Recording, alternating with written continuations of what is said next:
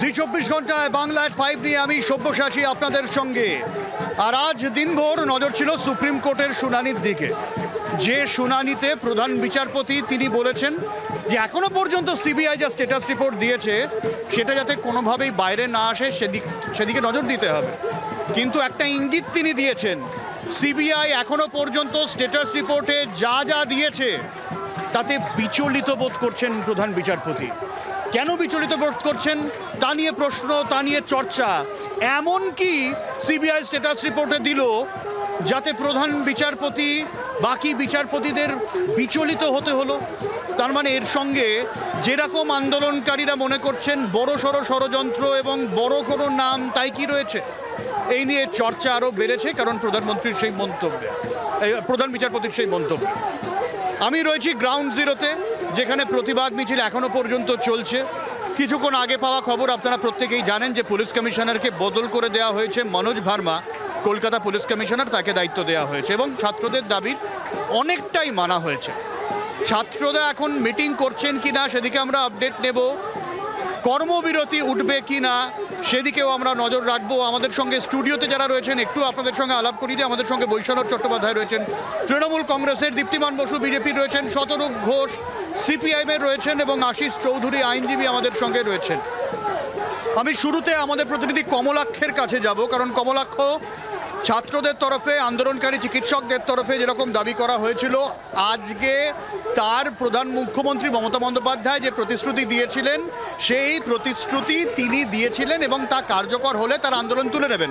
আমি কমলাক্ষের কাছে যাব, তার আগে আপনাদের বলিয়ে রাখি যে গতকাল মুখ্যমন্ত্রী মমতা বন্দ্যোপাধ্যায় যখন আশ্বাস দিলেন, বৈঠক শেষ হলো, আন্দোলনকারী চিকিৎসকদের তরফে বলা হলো যে যতক্ষণ না পর্যন্ত যে আশ্বাস তিনি দিয়েছিলেন তা কার্যকর হচ্ছে ততক্ষণ পর্যন্ত তারা আন্দোলন তুলবেন না, আন্দোলন চলবে এবং বৈঠক এখনো পর্যন্ত চলছে। আমি কমলাক্ষের কাছে যাওয়ার আগে সুপ্রিম কোর্টে আজকে গুরুত্বপূর্ণ কোন বিষয়গুলো উঠে এলো আমি একটু আশিস বাবুর কাছ থেকে গোটা বিষয়টা বুঝে নিতে চাইবো। আশিস বাবু, আজকে যে সুপ্রিম কোর্টে যে পুরো শুনানিটা হয়েছে সেটা কালকের যে মিটিংটা হলো মানে যারা আন্দোলনকারী তাদের সাথে, সেইটারই একটা মানে প্লেস করা হলো এবং টোটাল মানে যে ওদের যে দাবি ছিল, দাবির কতটা অংশ মানা হয়েছে বা কি হয়নি অত, এবং সিবিআই যে প্রোগ্রেস মানে ইনভেস্টিগেশন কোন স্টেজে আছে এবং এইটা বিষয়ে আলোচনা হয়েছে।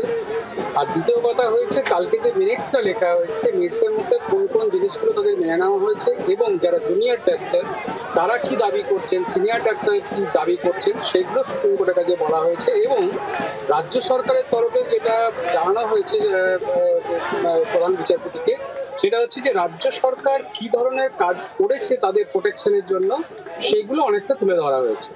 এবং স্পেসিফিক্যালি যেটা ওদের যে যারা জুনিয়র ডাক্তার যে আন্দোলনটা করছে দীর্ঘদিন ধরে, তাদের যে স্পেসিফিক ক্লেমগুলো আছে সেই ক্লেমের কতটা অংশ রাজ্য সরকার ইমপ্লিমেন্ট করতে পেরেছে বা তাদের মেনে নিয়েছে এবং কি কি প্রসেসগুলো তারা করেছে তার আপডেটটা সুপ্রিম কোর্টকে জানানো হয়েছে। এবং কপিল সিবাল উনি বারবার বলেছেন যে আন্দোলনকারী ছাত্ররা বা যারা ডাক্তাররা যেটা করেছেন তার অনেকটাই মেনে নেওয়া হয়েছে, অথবা তারা কাজে যোগ দিন।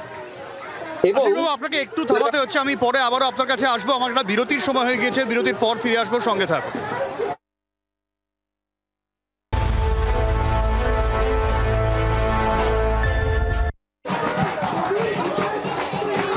আর এই মুহূর্তে বড় সড়ো খবর পাওয়া যাচ্ছে, আরজিকর কাণ্ডে এখনো গণধর্ষণের কোনো প্রমাণ মেলেনি।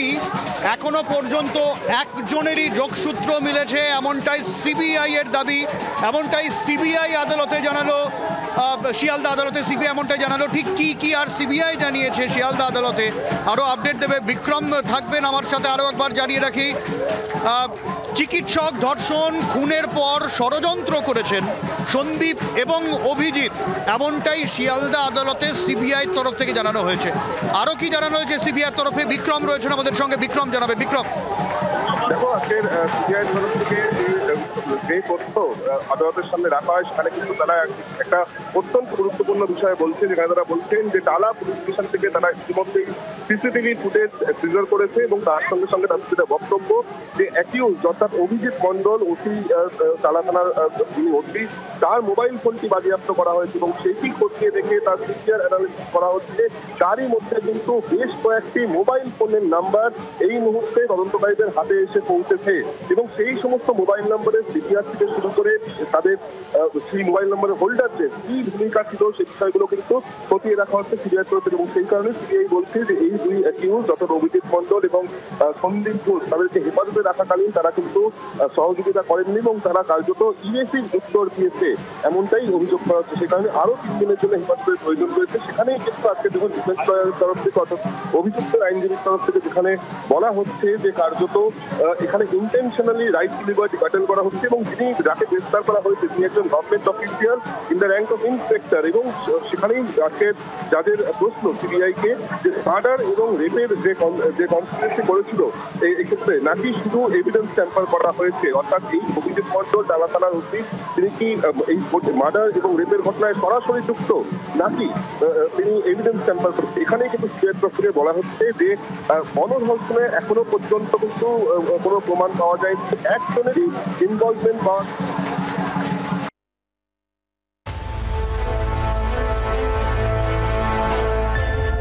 দপ্তরে বড়সড় রদবদল, পুলিশ মহলে বড়সড় রদবদল। এই জায়গায় দাঁড়িয়ে এখনো পর্যন্ত আন্দোলনকারী চিকিৎসকরা কি ভাবছেন জানবো। কমলাক্ষ রয়েছেন আমাদের সঙ্গে সরাসরি। কমলাক্ষ,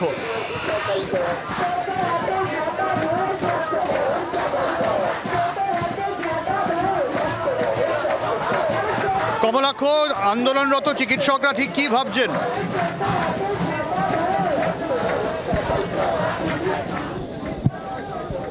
দেখো, এই মুহূর্তে প্রশ্ন দুটো। এক হচ্ছে এই আন্দোলন অর্থাৎ স্বাস্থ্য ভবনের সামনে যে লাগাতার প্রায় 7 দিন ধরে যে অবস্থান বিক্ষোভ চলছে, সেই অবস্থান বিক্ষোভ জুনিয়র চিকিৎসকরা তারা আর কতক্ষণ কন্টিনিউ করবেন বা তুলবেন কবে? এবং দ্বিতীয় প্রশ্ন, তারা কাজে কবে যোগ দেবেন? এই মুহূর্তে গোটা রাজ্যের কাছে বলা যেতে পারে, রাজ্য সরকারের কাছেও কিন্তু এটা সবচাইতে বড় চিন্তার বিষয়, উদ্বেগের বিষয় এবং তাদের কাছে এটা সবচাইতে বড় প্রশ্ন।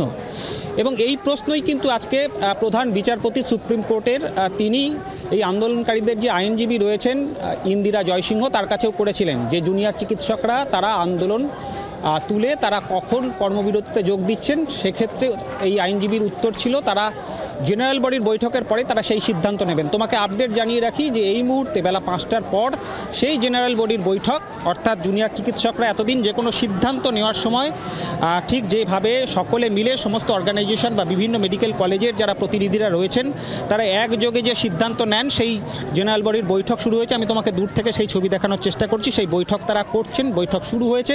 তবে এই বৈঠক কিন্তু আরও বেশ কিছুটা সময় সাপেক্ষ, অর্থাৎ এই প্রশ্নের উত্তর দেওয়া এই মুহূর্তে আগামী ঘন্টা খানেকের মধ্যে কিন্তু সেই বৈঠক শেষ হওয়ার সম্ভাবনা থাকে না। আমরা অন্যান্য দিনেও দেখেছি তারা যখন এই বৈঠক করেন তারা কিছুটা সময় নেন। তবে এখনও পর্যন্ত তারা যে তাদের যে বডি ল্যাঙ্গুয়েজ বা তাদের যে কথা, তাদের সঙ্গে যে আমরা কথা বলেছি আন্দোলনরত চিকিৎসকদের সঙ্গে, তারা কিন্তু স্পষ্টতই বলেছেন সুপ্রিম কোর্টের আজকের যে অবজারভেশন এবং গতকাল কালীঘাটের যে মধ্যরাত পর্যন্ত চলা যে বৈঠক, সেই বৈঠকে রাজ্য সরকারের যে ভূমিকা এবং সুপ্রিম কোর্টের অবজারভেশনের পর আজকে রাজ্য সরকারের তরফ থেকে ইতিমধ্যেই একদিকে স্বাস্থ্য ভবন, অন্যদিকে কলকাতা পুলিশের শীর্ষ পদে যে রদবদল হয়েছে সেই বিষয়কে তারা সদর্থক হিসেবেই দেখছেন এবং তারা মনে করছেন তাদের এই লাগাতার আন্দোলন এবং সাধারণ মানুষের এই লাগাতার আরজিকর ইস্যুকে সামনে রেখে যে আন্দোলন, সেই আন্দোলনের চাপেই অবশেষে সরকার তাদের এই সিদ্ধান্ত নিতে বাধ্য হয়েছে। এবার প্রশ্ন হচ্ছে জুনিয়র চিকিৎসকরা তারা তাদের আন্দোলন কিভাবে করবেন বা আগামী দিনে আজকের এই বৈঠকের পর থেকে তারা কর্মবিরতি তুলছেন না এবং তার পাশাপাশি তারা কাজে যোগ দেবেন কিনা সেই সিদ্ধান্তটুকুই তারা এই মুহূর্তে নিচ্ছেন এবং সেই সিদ্ধান্ত নিয়ে কিন্তু তারা দুরকমভাবে অবস্থান নিতে পারেন। এক, তারা কর্মবিরতি তুলে আমাদের নজর থাকবে। আমি একটু বৈশ্যানরদার কাছে আসবো। বৈশ্যানরদা, কি মনে হয় যে যদি এই যে পুলিশের রদবদল বা যা কিছু, এটা কি নেহাতি আন্দোলনের চাপে নাকি সুপ্রিম কোর্টের যে পর্যবেক্ষণে সুপ্রিম কোর্ট বললেন, প্রধান বিচারপতি বললেন যে তিনি বিচলিত বোধ করছেন, সিবিআই এর তরফে এমনই স্ট্যাটাস রিপোর্টে দেওয়া আছে, একটা বৃহত্তর ষড়যন্ত্রের দিকে কোথাও একটা ইঙ্গিত যাচ্ছে, কেন বলে আপনার মনে হয়?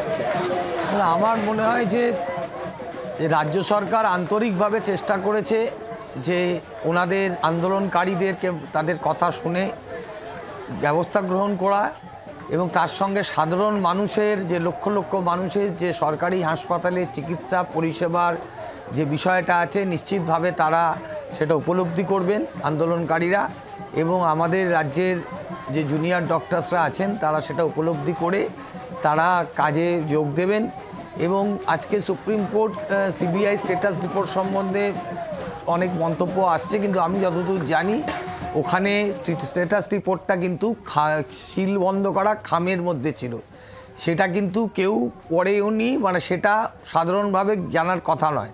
এখন কি রিপোর্ট আছে সেই রিপোর্টটা নিশ্চয়ই এক সময় না এক সময় প্রকাশিত হবে, তখন যা আছে। আমরা তো কোনো সময় কোনো জায়গায় বলিনি যে কোনো যারা এই অসামাজিক কাজের সঙ্গে যুক্ত তাদেরকে কোনো রকমভাবে কোনো প্রোটেকশান দেওয়ার কথা।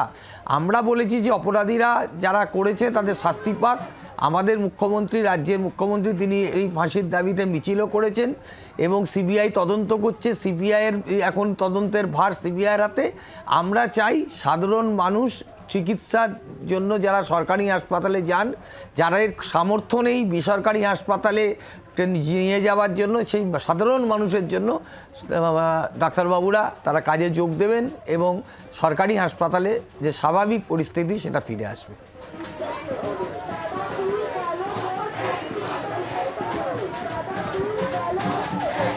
আচ্ছা আমি আসবো এই বিষয়ে।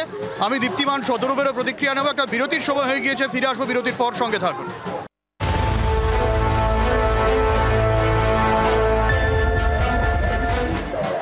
আমি সরাসরি দীপ্তিমানের কাছে আসব। আজকে শিয়ালদা আদালতে সিবিআই যখন দাবি করছেন যে সঞ্জয় রায় একমাত্র অভিযুক্ত, গণধর্ষণের ঘটনা ঘটেনি, তখন বিষয়টা কোন জায়গায় দাঁড়ায়? দুই, বৃহত্তর ষড়যন্ত্রের কথাও ইঙ্গিত করছেন সিবিআই, যেখানে সন্দীপের কথা উঠে আসছে, অভিজিৎবাবুর কথা উঠে আসছে, টালা থানার ওসির কথা উঠে আসছে, প্রাক্তন অধ্যক্ষের কথা উঠে আসছে। কোন জায়গায় দাঁড়িয়ে গোটা বিষয়টা মনে হয়? তাহলে কি এরকম একটা তথ্য খাড়া করা যেতে পারে? সাধারণ মানুষ যেরকম দাবি করছে যে খুন, তারপরে ধর্ষণের যে বিষয়টা, কিন্তু গণধর্ষণের যে বিষয়টা, একাধিক অভিযোগ, একাধিক ব্যক্তির জড়িত থাকার বিষয়টা, এটাও তো প্রাথমিকভাবে এখনো পর্যন্ত তদন্তে সেই খুব একটা শক্তপোক্ত বিষয় উঠে আসছে না দীপ্তিপাল? সত্যি প্রথম দিন থেকে ডাক্তাররা যে আন্দোলন শুরু করেছিলেন তার মূল কেন্দ্রবিন্দু যে অভিযোগের ফোকাসটা ছিল যে একটি ডাক্তারের তার কর্মস্থলে হত্যা হয়েছে। এখানে পরবর্তীকালে আরও একটা তত্ত্ব উঠে এলো যে সেখানে ধর্ষিতা হয়েছেন তিনি, অথবা সেখানে গণধর্ষণ যুক্তও হতে পারে। এখন সিবিআই গণধর্ষণ বলল কি না, বা ওই তদন্তের পরে গণধর্ষণ উঠে এলো কি না, তার থেকেও অনেক বেশি গুরুত্বপূর্ণ এই ডাক্তার তার নিজের কর্মস্থলে খুন হলেন কেন। এখন আমরা যদি 9ই আগস্ট থেকে প্রত্যেকটা ঘটনার মানে পূর্ণাঙ্গ বিশ্লেষণ করি, তাহলে দেখতে পারবো এই রাজ্যের মুখ্যমন্ত্রী থেকে, এই রাজ্যের পুলিশ প্রশাসন থেকে আরম্ভ করে এই রাজ্যের স্বাস্থ্য প্রশাসন, প্রত্যেকেই এই কি দৃষ্টিভঙ্গি দিয়ে এই ঘটনাটাকে দেখেছে তার উপরেই এই পুরো ব্যাপারটার, এই বিষয়টার অ্যালিবাই কিন্তু লুকিয়ে আছে। আমরা দেখেছি এই রাজ্যের রাজ্য প্রশাসন, এমনকি এই রাজ্যের মুখ্যমন্ত্রী প্রথম অবস্থায়, যিনি আজকে সহানুভূতি, তো কোট আনকাট সহানুভূতির সঙ্গে ডাক্তারদের পাশে গিয়ে দাঁড়াচ্ছেন, কিন্তু আমরা দেখেছি 14ই আগস্টে তাঁর বক্তব্য, 14ই আগস্টে বেহালায় স্বাধীনতা বর্ষপূর্তি অনুষ্ঠানে তিনি কী ধরনের বক্তব্য রেখেছিলেন, তিনি কী ধরনের সাবধানবাণী উচ্চারণ করেছিলেন ডাক্তারদের প্রতি, সেই শব্দগুলোও আমরা শুনেছি। এর আগে পুলিশ কমিশনারের বক্তব্য, এর আগে পুলিশ কমিশনার নিজে দায়িত্ব নিয়ে বলেছিলেন যে আমার কোনো পুলিশ এটার সঙ্গে যুক্ত নেই, আমি সম্পূর্ণ দায়িত্ব নিয়ে বলছি। তারপরে কলকাতার টালা থানার ওসির কীরকম পরিমাণে ওর মধ্যে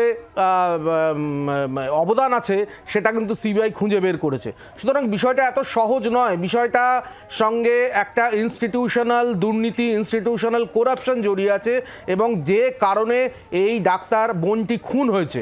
এখন সিবিআই তো পূর্ণাঙ্গ রিপোর্ট দেয়নি, 27 তারিখে আবার রিপোর্ট জমা দেওয়ার কথা বলা হয়েছে, এবং প্রধান বিচারপতি এর সঙ্গে এটাও বলেছেন যিনি সিবিআইয়ের যে তদন্ত হচ্ছে সেই তদন্তের ধারাতে তিনি খুশি, তিনি মনে করছেন যে সিবিআই ঠিক লাইনেই আছেন।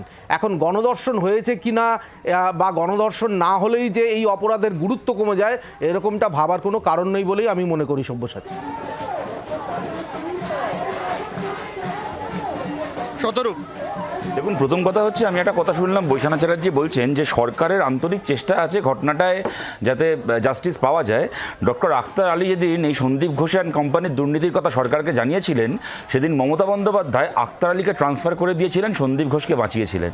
যদি তিনি তা না করতেন তাহলে হয়তো মেয়েটি আজকে বেঁচে থাকতো, তার সঙ্গে ঘটনাটা ঘটতো না। সুতরাং এই সমস্ত গল্প যেন এখন না শোনানো হয়। 2 নম্বর কথা হচ্ছে, শোনা গেল যে এই গোটা ঘটনায় নাকি কাউকে বাঁচানোর চেষ্টা করা হয়নি। সন্দীপ ঘোষ নিজে রিজাইন করতে বাধ্য হওয়ার পরে 4 ঘন্টার মধ্যে তাকে ন্যাশনালের প্রিন্সিপাল বানিয়ে বাঁচানোর চেষ্টা হয়েছিল কি হয়নি? কদিন আগে অবধি বললেন যে বিনীত গোয়েলকে নাকি এই সময় পুজোর আগে সরালে কলকাতায় দুর্গাপূজা বন্ধ হয়ে যাবে। মানে দুর্গা ঠাকুরের সাথে কার্তিক গণেশ থাকে জানতাম, দুর্গা ঠাকুরের সাথে কবে থেকে বিনীত গোয়েল আসা শুরু করলো, বিনীত গোয়েলকে ছাড়া দুর্গা ঠাকুরের পুজো করা যাবে না, মমতা বন্দ্যোপাধ্যায়ের কাছ থেকে কদিন পরে শুনলাম। আজকে তো সরানো হলো বিনীত গোয়েলকে। এবছর কলকাতায় দুর্গাপুজো হচ্ছে নাকি দুর্গাপুজো দেখার জন্য কলকাতায় বাইরে যেতে হবে আমাদেরকে? বাঁচানোর চেষ্টা করা হয়নি। 3 নম্বর কথা, সব্যসাচী যে প্রশ্নটা করা হচ্ছে, সিবিআই বলেছেন গণধর্ষণ হয়েছে কি হয়নি, একটা সূত্র থেকে আপনারা বলছেন। আমি যদি জিজ্ঞেস করি, একাধিক ব্যক্তির জড়িত থাকার প্রমাণ পাওয়া যাচ্ছে না, ইন দ্য সেন্স ধর্ষণ প্রক্রিয়ায় ইচ্ছের বিরুদ্ধে যৌন সঙ্গমে একাধিক ব্যক্তির জড়িত থাকার প্রমাণ পাওয়া যাচ্ছে না, কিন্তু ধর্ষণ এবং খুনটাকে অর্গানাইজ করার ক্ষেত্রে একাধিক ব্যক্তির জড়িত থাকার প্রমাণ পাওয়া যাচ্ছে কি যাচ্ছে না, আপনি আমায় বলুন। তা যদি না হয় তাহলে কেন এই ঘটনাকে প্রমাণ নষ্ট করে চাপা দেওয়ার চেষ্টা করা হলো? কেন সন্দীপ ঘোষ থেকে শুরু করে টালা থানার ওসি থেকে শুরু করে স্বাস্থ্য ভবনের আধিকারিকদের এই ভূমিকা দেখা যাচ্ছে, যে ভূমিকা কিনা আমরা দেখছি? কেন আজকে এই সিবিআই সূত্রে আপনারা সাংবাদিকরা এই রিপোর্টও দেখাচ্ছেন যে ঘটনাটা ঘটার পরে, যেটা সন্দীপ ঘোষের ড্রাইভারকে জিজ্ঞাসাবাদ করে জানা গেছে, ভোরবেলা সবার চোখ এড়িয়ে সন্দীপ ঘোষ একবার আরজিকর থেকে ঘুরে গেছিল কাউকে না জানিয়ে এই ঘটনাটা ঘটার পরে? কেন এই ঘটনাটা ঘটলো? এইগুলোকে আমরা একাধিক ব্যক্তির জড়িত থাকা হিসেবে ধরবো কি ধরবো না? এবং আজকে সুপ্রিম কোর্টে একটা অদ্ভুত জিনিস দেখলাম, হিয়ারিং শুরু করার সময় কপিল সিব্বল বলছেন যে লাইভ স্ট্রিমিংটা যেন বন্ধ থাকে।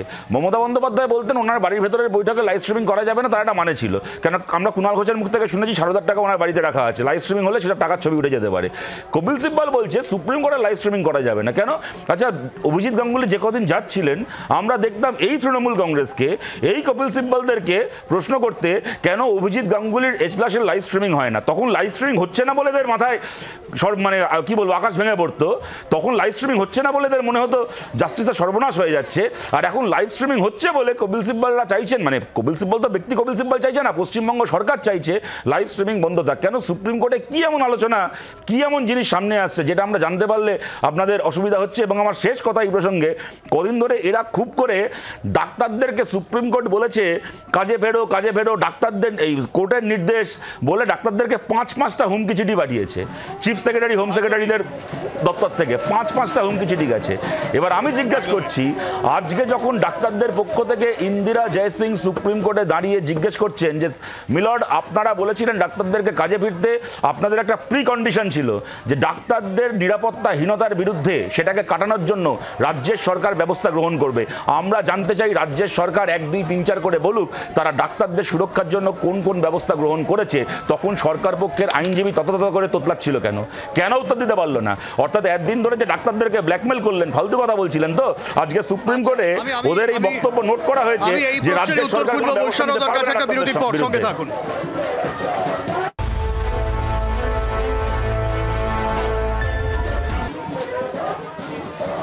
আমি সরাসরি বৈশ্বনাথদার কাছে চলে যাব। বৈশ্বনাথদার শতরূপ যে প্রশ্নটা করলো যে রাজ্য সরকার নিরাপত্তার কি ব্যবস্থা নিয়েছে, এবং ইন্দিরা জয়সিংও যেটা বলছিলেন যে তারা কাজে ফিরতে ভয় পাচ্ছেন কারণ তারা মনে করছেন ওই চিকিৎসকের এই অবস্থার জন্য যারা দায়ী তারা এখনও হাসপাতালে খোলা ঘুরে বেড়াচ্ছে, একটা ফিয়ার সাইকোসিস কাজ করছে। তাদের নিরাপত্তার কি ভাবনা বৈশ্বনাথ? রাজ্য সরকার ইতিমধ্যেই নিরাপত্তার কথা জানিয়েছেন। তারা যে নিরাপত্তা রক্ষী এনগেজ করবেন এজেন্সির মাধ্যমে, তারা নিরাপত্তার জন্য সেখানে পুলিশ অলরেডি পোস্টেড থাকে প্রত্যেক তারাতে, প্রত্যেক হাসপাতালে। সেক্ষেত্রে সেখানকার রেসপন্সিবিলিটি ফিক্স করে দেওয়া হবে, তারা সেই হাসপাতালের নিরাপত্তা দেখবেন। অনেক রকম কথা উঠে আসছে আলোচনা সাপেক্ষে জুনিয়র ডাক্তারদের আন্দোলনের প্রেক্ষিতে। মুখ্যমন্ত্রী তিনি 3-3বার অ্যাটেম্প করেছেন, তিনি জুনিয়র ডাক্তাররা তার সঙ্গে বসেছেন, আলোচনা করেছেন এবং একটা বিষয় সদর্থক পদে আস্তে আস্তে এগোচ্ছে। কিন্তু 1983 সালে যখন জ্যোতিবাবু চিফ মিনিস্টার ছিলেন, তখন এই ডক্টররা যখন আন্দোলন করেছিলেন, জুনিয়র ডক্টররা, তাদের ওপরে কি নির্মমভাবে তখনকার পুলিশ বাহিনী লাঠিচার্জ করেছিল, সেই ছবিটা নিশ্চয়ই আপনাদের মনে আছে। প্রত্যেক আলোচনায় এই উদাহরণ দেন, আর আমি প্রত্যেকবারই বলি বৈশ্বনাথ দা আমি তখন জন্মাইনি। না আপনি না জন্মালে আমরা এই প্রজন্ম এই ঘটনা দেখেছি। না আপনি না জন্মালে কি ইতিহাসটা মিথ্যে হয়ে যায়? সেই ছবিটা যে আপনাদের কাগজে বেরিয়েছিল, সেই ছবিটা সমস্ত জায়গায় দেখানো হয়, সেই ছবিটা তো মিথ্যে হয়ে যায় না। এখানেও হতে হবে, এটা কি যুক্তি? এখানে তো পুলিশ তো কোনো খারাপ ব্যবহার করেনি, সরকার খারাপ ব্যবহার করেনি। মুখ্যমন্ত্রী তাদের সামনে গেছেন, মুখ্যমন্ত্রী তাদের সঙ্গে আলোচনা করেছেন, তাদের বাড়িতে ডেকেছেন, তাদের অফিসে ডেকেছেন, কিন্তু সেই সময় টাকা হতো না। সেই সময় জুনিয়র ডাক্তারদের উপর লাঠিচার্জ করা হতো, তাদের উপর অত্যাচার করা হতো। আজকে ডক্টর অনিতা দেওয়ানের কথা বলতে দেবেন না। আপনি বর্ণালী দত্ত হাসপাতালে কুচবিহারে রেপ করেছিল ডিআইএফের ছেলেরা, সে কথা বলতে দেবেন না। উন্নাও বলতে দেবেন না, হাতরাস বলতে দেবেন না, প্রয়াগরাজ বলতে দেবেন না। সোনার মেয়ে কুস্তিগির, তাকে তার যিনি মলেস্ট করলেন তিনি প্রধানমন্ত্রীর পাশে বসে থাকেন, সে কথা বলা যাবে না। জ্যোতিবাবু অনিতা দেওয়ানের ঘটনায় বলেছিল এরকম ঘটনা কতই ঘটে। তার প্রাইভেট পার্সে টর্চ ঢুকিয়ে দিয়েছিল সিপিএম এর লোকেরা।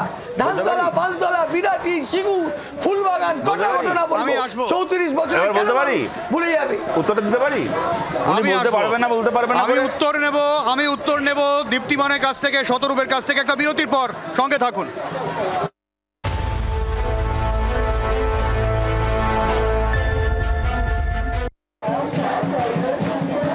যে ছবি এই ধর্ণা মঞ্চের কাছে একটা ছবি আমি পেয়েছি যেখানে জাস্টিস, এবং কোথাও গিয়ে এই ছবিটা রিপ্রেজেন্ট করে যে কোথাও গিয়ে অনেকগুলো রক্তচক্ষু জাস্টিসটাকে যেন গুলিয়ে দেওয়ার চেষ্টা করা হচ্ছে। আসলে এই অভিযোগটা যারা এখানে আন্দোলনরত চিকিৎসকরা তাদের, সাধারণ মানুষ তাদের, কোথাও গিয়ে কি তবে নানান রকম তথ্য, নানান রকম ন্যারেটিভ তৈরি করে বিচারটাকেই গুলিয়ে দেওয়ার চেষ্টা হচ্ছে? স্বাস্থ্য দপ্তরের বিরুদ্ধে গুরুতর অভিযোগ, পুলিশের বিরুদ্ধে যখন গুরুতর অভিযোগ ওঠে তখন গোটা বিষয়টা ভেবে দেখার বই কি? এই প্রশ্নই রাখবো, প্রত্যেকের কাছে উত্তর নেব। শুরুতেই আশিস বাবু। দেখো,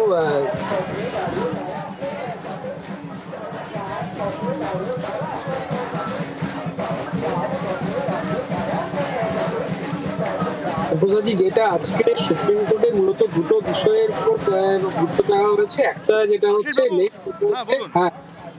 সেটা হচ্ছে যে ইনভেস্টিগেশনের কি পার্ট একটা হচ্ছে যে যারা আন্দোলনরত শিক্ষক ডাক্তার এবং যারা সিনিয়র ডাক্তার তাদের দাবি দাবাগুলো মেনে নেওয়া হয়েছে কিনা, এবং সেই বিষয়ে দুটো বিষয়ে একটা ফার্স্ট পার্ট যেটা হচ্ছে ইনভেস্টিগেশন, সেটা কিন্তু সুপ্রিম কোর্ট হস্তক্ষেপ করতে চায়নি। যারা সিবিআই যে তদন্ত করছে তার উপরেই আস্থা রেখেছে। সেকেন্ড পার্ট যেটা হয়েছে সেটা বর্ষিয়ান আইনজীবী রাজ্য সরকারের পক্ষে জানিয়েছেন যে কি কি ব্যবস্থা নেওয়া হয়েছে, কিন্তু সেই ব্যবস্থাগুলো অনেকটাই প্রপোজড, সেগুলো এখনো ইমপ্লিমেন্ট হয়নি বা শুরু হয়েছে। একটা যেটা বলা হয়েছে সেফটি অ্যান্ড সিকিউরিটি, ডক্টরদের যে ওখানে যারা ডিউটি করবেন তাদের সেফটি অ্যান্ড সিকিউরিটির ব্যাপারে কি ব্যবস্থা নেওয়া হচ্ছে, সেখানে বলা হয়েছে একটা এজেন্সি, সিকিউরিটি এজেন্সির মারফত আমরা এটাকে দেখবো। কিন্তু সেই ব্যাপারে বিচারপতি, মহামান্য প্রধান বিচারপতি একটা প্রশ্ন তুলেছেন যে সিভিক ভলেন্টিয়ার এখানে অ্যাকিউজড, এবং তাহলে একটা এজেন্সি যারা সিকিউরিটি এজেন্সি দিয়ে তাহলে কিভাবে তাদের সেফটি সিকিউরিটিটা কিন্তু মেনটেন করা হবে বা দেখা হবে। সেই জায়গার একটা প্রস্তাব এসছে যেখানে একটা বায়োমেট্রিক বসানো হবে, যারা রেস্ট রুম বা এগুলোতে যেখানে যারা ঢুকবে তারা একটা বায়োমেট্রিকের মাধ্যমে ঢুকবে, এন্ট্রি করবে। কিন্তু শুধু সিভিক ভলেন্টিয়ার্স বা এটা নয়, যারা কলিগ বা যারা ডাক্তার, তারাই তো ডাক্তার যারা ডিউটি হচ্ছেন তারা আক্রান্ত হয়েছে এবং তাদের এগেইনস্টে অভিযোগ আছে, সেই বিষয়টা এখনো কিন্তু ক্লিয়ার হলো না। আর যেটা ইনফ্রাস্ট্রাকচারের ব্যাপার যেটা বলা হয়েছে, ইনফ্রাস্ট্রাকচার যে ব্যাপারটা হয়েছে সেটাও কিন্তু প্রপোজ, এগুলো শুরু হয়েছে। তাহলে যারা আন্দোলনরত ডাক্তার তারা কিন্তু সেই জায়গায় এখনো তারা সন্তুষ্ট হতে পারছে না বলেই বর্ষিয়ান আইনজীবী মাননীয় ইন্দিরা জয় সিং বলেছেন যে আমরা আলোচনা করে দেখবো। তারপরে উনিও কিন্তু সেখানে স্যাটিসফাই হতে পারছেন না যে জুনিয়র ডাক্তাররা, আন্দোলনরত ডাক্তাররা কাজে যোগ দেবে কি করে, কারণ সমস্ত বিষয় উপস্থাপন করা হয়েছে সেটা কিন্তু প্রপোজ, এখনো কিন্তু ইমপ্লিমেন্টেশন কোনো কিছু হয়নি। এই জায়গায় দাঁড়িয়ে আমরা দেখতে পাচ্ছি যে যদি রাজ্য সরকারের, আমি খুব সংক্ষেপে তিনজনের কাছেই আসবো। দীপ্তিমান। না, প্রথম কথা হচ্ছে সব্যসাচী, আমরা যেটা দেখেছি এই যে একটা ন্যারেটিভ ক্রিয়েট করার চেষ্টা করা হচ্ছে যে জুনিয়র ডাক্তাররা কাজে আসছেন না বলে চিকিৎসা ব্যবস্থা বিপর্যস্ত। এখন এই পশ্চিমবঙ্গে ৯৬,০০০-এর কাছাকাছি ডক্টর আছে, তার মধ্যে ৭,০০০ জুনিয়র ডাক্তার অসুবিধায় মানে কর্মবিরতি করলে কি করে অসুবিধা হয় এটা আমাদের মাথায় আসছে না। আরেকটা কথা হচ্ছে, একটা 29 জনের লিস্ট সার্কুলেট করেছিল তৃণমূল কংগ্রেস, তার প্রথম যে নামটা শিবম শর্মা, তার দিদি এবং বাবা কি বলেছেন সেটা শুনলে এই তৃণমূল কংগ্রেসের মাথা হেট হয়ে যাওয়ার কথা। যে যেখানে জুনিয়র ডাক্তারদের বলছেন জুনিয়র ডাক্তারদের কর্মবিরতির জন্য মারা গেছে, সেই বালুরঘাটে কোনো মেডিকেল কলেজে নেই, অতএব জুনিয়র ডাক্তার থাকার কোনো প্রশ্নও নেই। তো এইরকমভাবে একটা মিথ্যাচার ক্রিয়েট করা হচ্ছে। আচ্ছা, আরেকটা কথা হচ্ছে, মানে এই রাজ্য সরকার কতটাই লজ্জাহীন। আমরা আন্দোলনে, আরজি করের আন্দোলনে দেখেছিলাম, বলছে হসপিটাল কর্তৃপক্ষ of the syndicate, by the syndicate, for the syndicate, এই নীতিতে চলে। মানে ভাবতে হবে, একজন ডক্টর যিনি কিনা স্নাতকোত্তর কোর্স করছেন, ওইখানে বসে তার হসপিটালের সম্পর্কে, তার শিক্ষাকেন্দ্র সম্পর্কে বলছেন যে of the syndicate, by the syndicate, for the syndicate hospital কর্তৃপক্ষ পরিচালিত হয়। এর পরেও মমতা বন্দ্যোপাধ্যায় কিন্তু সন্দীপ ঘোষকে ওখানে অধ্যক্ষ হিসেবে রেখে দিয়েছিলেন। আরেকটা কথা, আমি আমাদের বৈশাখার কথা উত্তর দেবো। বৈশাখা বলছিলেন না 1983 সালের ঘটনা, বামফ্রন্টের ঘটনা, আমি মেনে নিলাম বামফ্রন্টের সময় অনাচার হয়েছিল, অপরাধ হয়েছিল, কিন্তু সেই কারণেই তো মানুষ দেখুন, কথাটা হচ্ছে কি, আমি একটা যেগুলোকে নিয়ে আলোচনা হলো তার বাইরে একটা অত্যন্ত গুরুত্বপূর্ণ ব্যাপার আছে যে সুপ্রিম কোর্টে ঘটেছে, আমি আপনাদের মনে করাই। তা হচ্ছে মমতা বন্দ্যোপাধ্যায় সিদ্ধান্ত নিয়ে আমাদের বাংলার রাতগুলোকে ধর্ষকদের নামে লিখে দিয়েছিলেন, বলেছিলেন মেয়েরা রাত্রিবেলা তাদেরকে কোনো কাজ দেওয়া হবে না। আজকে সুপ্রিম কোর্ট সরকারের এই সিদ্ধান্তের গালে ঠাস ঠাস করে দুটো থাপ্পড় মেরে বলেছে রাতটা ধর্ষকদের থাকবে না। মমতা বন্দ্যোপাধ্যায়ের সিদ্ধান্তকে খারিজ করে বলেছে রাতটা মহিলাদেরকে ফেরাতে হবে, ধর্ষকদের হাতে রাতের নিয়ন্ত্রণ থাকবে না। বামফ্রন্ট সরকারের সময় অনিতা দেওয়ান থেকে শুরু করে কুচবিহারের এই ঘটনা থেকে শুরু করে যে ঘটনার প্রত্যেকে কনভিক্টেড হয়েছে, এখনও জেল খাটছে, সেইগুলোকে কোর্ট করলেন বৈশাখ চট্টোপাধ্যায়। কিন্তু কেন বৈশাখ চট্টোপাধ্যায়রা, মানে ওনার দলের লোকেরা, তাপসী মালিকের বাবার কথা অনুযায়ী, ওনার কথা অনুযায়ী আমি এটা বলছি, এটা আমার কথা নয়, কেন বৈশাখ চ্যাটার্জিরা তাপসী মালিককে ধর্ষণ করে খুন করলো এবং তার দোষটা সিপিএমের ঘাড়ে চাপালো, তার উত্তরটা দিল না? কেন এখন 82 সাল, 84 সাল, 85 সাল বলছে? তাহলে আমি তো বলতে পারি 1998 সালে তৃণমূলের জন্ম হওয়ার পরে 12 বছরে 72টা ধর্মঘট ডাকা পার্টি ক্ষমতায় এসে বলছে অন্য কাউকে ধর্মঘট করতে দেবো না। সুতরাং এগুলো বললে অনেক কথা চলে আসে। সন্দীপ ঘোষ কার নাতির জামাই যে সন্দীপ ঘোষকে মমতা বন্দ্যোপাধ্যায় এরকমভাবে আড়াল করতে গেছিলেন? কেন সন্দীপ ঘোষ নিজে রিজাইন করার পরে, যে লোকটা আজকে খালি দুর্নীতি নয়, ধর্ষণ এবং খুনের চক্রান্ত করার অভিযোগে জেল খাটছে, প্রমাণ লোপাট করার অভিযোগে জেল খাটছে, জীবনে আপনারা বিশ্বাস করেন যদি এই তদন্ত রাজ্যের পুলিশ করতো, সন্দীপ ঘোষকে জীবনে গ্রেপ্তার করা হতো? মমতা বন্দ্যোপাধ্যায় যেভাবে আগলে রাখছিলেন, কেন, কিসের জন্য, কে হয় মমতা বন্দ্যোপাধ্যায়ের? কি স্বার্থ আছে তৃণমূল কংগ্রেসের, মমতা বন্দ্যোপাধ্যায় এদেরকে আড়াল করার? এর জবাবগুলো কে দেবে? খুব সংক্ষেপে বৈশাখকে দিয়ে শেষ করব। এইটা খুব পরিষ্কার যে বিরোধীরা চাইছে না সরকারি হাসপাতালগুলোয় কাজে ডাক্তারবাবুরা ফিরুক এবং কাজটা চালু হোক, যেখানে লক্ষ লক্ষ সাধারণ মানুষের স্বার্থ জড়িত, আপামর মানুষের স্বার্থ জড়িত। আমরা চাই সেখানে সাধারণ মানুষ যোগদান করুক। আসলে ধর্ষকের রাজা যারা, তারা ধর্ষণের নামে কি করে সুশান্ত ঘোষের ক্যাসেটটা চালিয়ে দিন, সুশান্ত ক্যাসেটটা বানিয়ে দিন, তারা জানতে পারবে যে সিপিএম কি কি করে বেরিয়েছে, বিদ্যুৎ গাঙ্গুলি কেন মারা গেছিল, অনেক ঘটনা আছে সিপিএম আমলে, বললে যাবে, কি বলছেন, কি সিপিএম এর আমলে যা হয়েছে, আপনার বেডরুমে ক্যামেরা লাগালে আপনার অনেক ভিডিও নিয়ে কথা বলা যেতে পারে, আমরা করি না, আপনার বেডরুমে ক্যামেরা লাগালে সিপিএম আমলে অদ্ভুত কথা, সরকারি হাসপাতালগুলো যাবে না করে তাপসী মালিককে ধর্ষণ করে এখানে বসে বড় বড় কথা বলছে, তাপসী মালিকের ধর্ষণ, তাপসী মালিকের বাবা বলেছে ধর্ষণ করেছে, বৈশাখ চ্যাটার্জিরা ধর্ষণ করেছে, তাপসী মালিকের বাবা বলেছিল, বৈশাখ চ্যাটার্জিরা ধর্ষণ করেছে, তাপসী মালিকের বাবা বলেছে, সুহৃদ দত্ত জেল থেকে মুক্ত হয়েছে, তাপসী মালিকের বাবা আজও জাস্টিসের জন্য কাঁদছে। এই বৈশাখ চ্যাটার্জিরা ধর্ষণ করে খুন করেছিল তাপসী মালিককে, এই বৈশাখ চ্যাটার্জিরা তাপসী মালিককে ধর্ষণ করে খুন করেছিল, তাপসী মালিকের বাবা বলেছে, তাপসী মালিকের বাবা বলেছে, মনোরঞ্জন মালিক বলেছে, এই বৈশাখ চ্যাটার্জিরা ধর্ষণ করে খুন করেছিল, তাপসী মালিকের বাবা বলেছে, ভিকটিমের বাবা বলেছে, ভিকটিমের বাবা বলেছে এরা ধর্ষণ করে খুন করেছিল।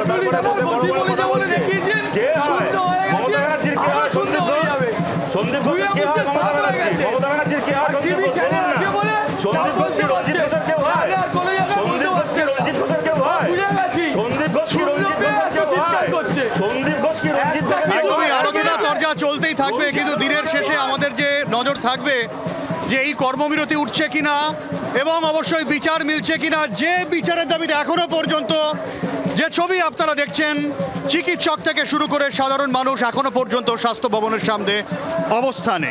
কি সিদ্ধান্ত হয় সেদিকে নজর থাকবে। আপাতত বাংলা 5 এই পর্যন্তই, সঙ্গে থাকুন জি 24 ঘন্টা।